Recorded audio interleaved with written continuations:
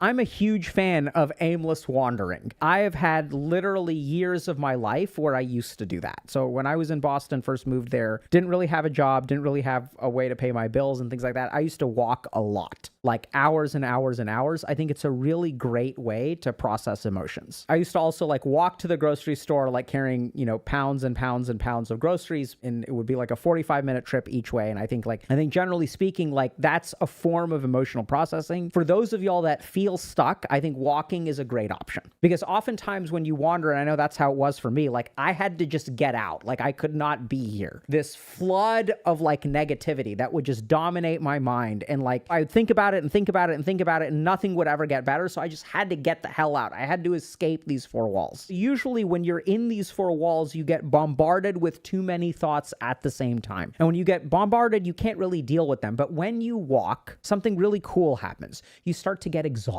Your blood sugar starts to drop, right? Because you're using your muscles, biking, whatever. You start to breathe more heavily. You start to take more deep breaths. Your rate of exhalation may increase. You start to physically exhaust yourself. That's why we walk. Because when we're physically exhausted, we become mentally calm. So then if you sit down, you'll notice that there is a dullness to your mind. But that dullness is amazing. Rather than having hyperactive thoughts that are like looping, now that you're exhausted, now that you've walked, your parasympathetic nervous system kicks in. You're running out of blood glucose. Sit on a park bench somewhere. Let whatever thoughts arise, let them come. And just try to pick one or two things to work on, right? You may notice that something floats to the surface, because while you're walking, your brain is doing a ton of processing.